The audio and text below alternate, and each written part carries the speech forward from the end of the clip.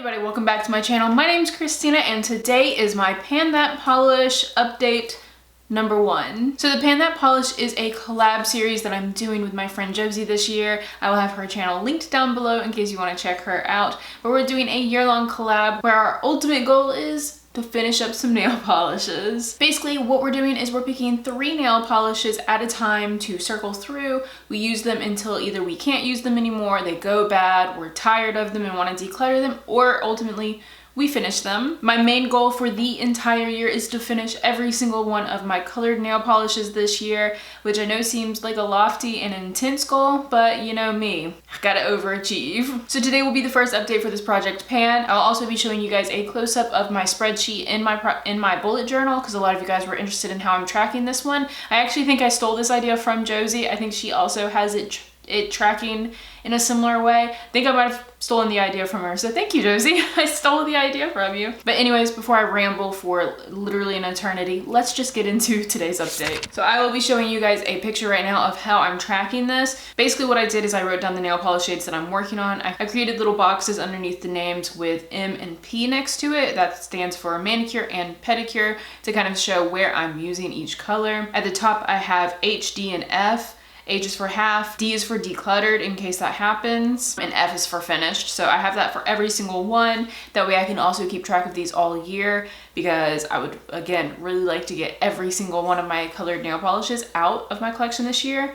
And I've also amended the rules that if I finish 2 nail polishes, I'm allowing myself to order 1 new one from like an indie company, or at least make sure that I'm ordering from all cruelty-free companies. So that is my goal that's going to be motivating me. So at the end of the year, I'm not going to have no nail polishes. We will have some new nail polishes, but I won't have all of these really, really old ones that I've had for a really long time. I don't even remember the last nail polish I bought. I think it was in like 2017 or 18 was the last time I bought a nail polish, other than like base coats and stuff. So this will be a nice refresh. But now let me get into the individual colors. This one first, because it has the least amount of progress on it. I'm now realizing this one's gonna take me a really long time to get through, but it's okay. I should have known it would. This is a top coat, basically. This is a holographic top coat from Revlon called Holographic Pearls. As you guys can see, there is a little bit of movement on this nail polish, but again, not too much. I do have it on my like accent fingers today, and I have it on my toes as well right now. So I mean, I didn't make much progress with it. I ended up using it for 3 manicures and 1 pedicure, which is the one I have right now. So only 4 times of using it, and since this is a top coat, it literally, I just put 1 little layer on my nails and that's it. This is probably gonna take the majority of the year. I'm gonna try and make sure I'm always having this on my toes, and we'll see. But you guys will see later in like my nail pictures that I did use this a good bit on my nails as well, or not a good bit, I did use it on my nails. So we'll see what happens. It looks really pretty on my accent finger right now. Like, it is a really pretty shade. The only thing about this too that I don't like is when I go to remove my nail polish, if I have this on my nails, it is so difficult to get off. So it is a bit of a pain. It's not something I look forward to. The other ones are so easy to get off because they're just regular nail polishes. So this one is going to be a little bit more difficult. I don't feel defeated by it or anything. I'm not going to roll it out yet. I feel like I can make some more good progress on this in the next month, and we'll see how I feel at the end of February. If it starts making me feel like I don't want to paint my nails, then I'll probably end up rolling it out for a little bit, but I would like to make at least a little bit more progress on it for now. But that is the first one. The second one that I want to talk about is Playdate from Essie. This is my purple nail polish. This one has a good bit of progress. Again, not too much. It has moved a little bit. I painted my nails with this a lot, and I'll tell you how a little bit later because I want to show you guys the next one. But I did get a good bit of use out of this nail polish. As far as how many times I painted it, I ended up using it 7 times for manicures, and then I used it twice for pedicures this month. I end up not needing to paint my toes as often because they just don't chip as often. So I think I need to get a little bit better about just refreshing my nail polish more often, but it generally does last on my toes for 2 weeks, so maybe not. It's like I don't want to overdo it. My nails chip really easily, and I think there's another reason why they're chipping so easily this go around too, but again, I'll explain that in a little bit.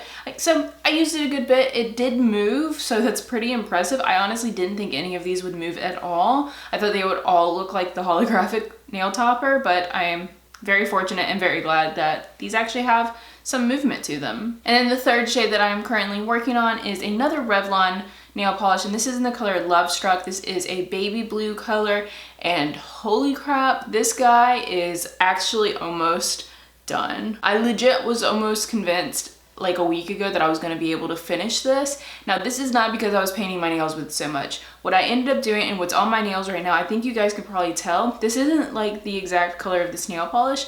I've been mixing these two together and they make my perfect periwinkle shade. You guys know how I feel about periwinkle. It's one of my favorite colors. These two together make a perfect periwinkle. Unfortunately, to make it a periwinkle, I have to use a lot of this blue in this guy to get it to the right color. So I was going through this color, mixing it. I have a Bath & Body Works candle lid that we have already finished the candle, and I just mix it on the back, as you guys can see right there. I just pour them together and mix them in and then paint my nails. And that's basically how I went through so much of this. I also did a sponge application where I like diffuse the colors into each other on my nails, which again, you guys will see in pictures in just a little bit. So I went through this guy.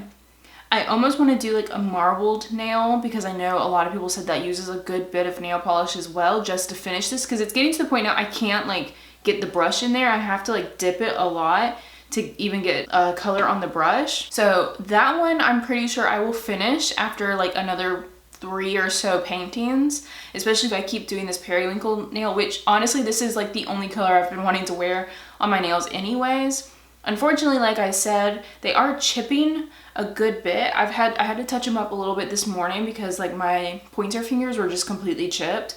And what I think it is I don't think these colors mix the best together. This Revlon is, I think, one of my oldest nail polishes, and it's just so like it dries like dry like a desert on my nails. Even with a top and base coat on it, it just feels so crumbly once it dries. So I think this guy is making my nails chipped more often, and therefore I've had to paint them more often. A blessing and a curse, I guess, in some ways.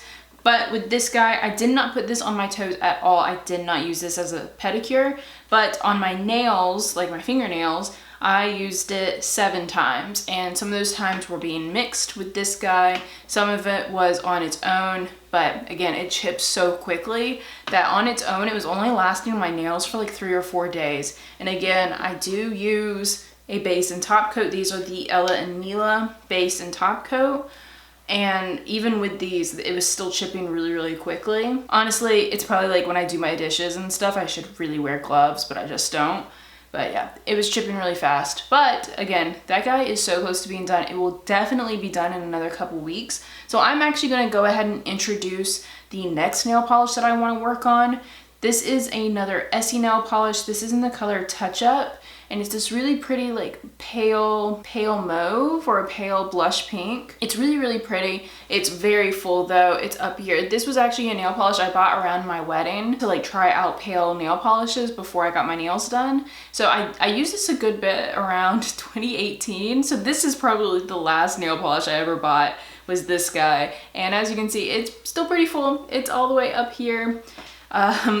So yeah, I need to get some use out of this, get it finished up. It is a really pretty color. It is pretty similar in tone just generally to this guy. So we're gonna have a lot of pinky purple nails for a while, which ironically, looking at my nail polish collection, that like all of the colors I have left are like pinky purples and then like a couple dark colors. There's not even variety in my nail polishes, so this is like another reason why I'm glad I'm doing this. But yeah, I'm gonna go ahead. This will be the one I roll in probably halfway through the month. Again, I will take notes of everything once I like finish the blue nail polishes and the like official day I roll that in. That way we can see. But I'm just gonna go ahead and introduce it because it's just so close with this guy that I feel like I might as well just introduce it instead of waiting next month. And then that way I don't have just 2 nail polishes that I can wear next month. It will just give me a little bit more leeway to do things. So now I'm going to be showing you guys pictures of the nail looks that I did. Nail looks? Is that a thing? Nail looks. So the first one is of course like the periwinkle nail where I mixed the blue and the purple together. That one I wore a ton. I just wear it a ton. I love the color. I'm definitely going to have to be looking for a nice periwinkle nail polish at some point. Probably once I finish these 2, I will definitely get me my own periwinkle shade because I really like the way it looks on my nails. It's just a nice, calming, pleasing color. The other nail picture is this one, which is a sponge application that I did. I think I painted the purple first and then I sponged on the blue. Pretty sure that's how I did it. And then I went over it with the holographic top coat. I really liked how that looked as well. I didn't do it again. I only did it once. It took up so much time and it was really messy. I'm not a huge fan of like getting nail polish everywhere or like getting it on my fingers. It like really bothers me. So I didn't do it again. I did like it for the time that I did it, but yeah, did not follow up. Those are the main different kind of nail polish looks I did with these polishes. I'm gonna keep including this kind of framework for future videos in case I do anything interesting. No promises that every time I will try to do something interesting, but we'll see if I'm able to. And that, guys, is the entire update for my Pan That Polish series. I am really excited how it's going so far. I think it's been very, very successful, which is surprising because we all know how hard it is to go through nail polishes. It just shows how little I was actually painting my nails at one point, and now that I have a better routine, I am actually seeing that it is possible to go through nail polishes. I am so glad I'm doing this project, and thank you to Josie for collabing with me. Again, I will have her channel down below, so definitely go make sure to check out her update video. And thank you guys so much for watching. If you enjoyed the video, definitely give it a thumbs up down below. Also make sure to hit that subscribe button if you haven't yet. And remember, guys, there is always magic to be found, and I hope that means I see all of you guys in my next video. Bye! Alright, ooh baby, just hold tight. We're up at the moonlight, believe in the magic. On side, we'll make it feel just right. Just look at that bright light, believe in the magic.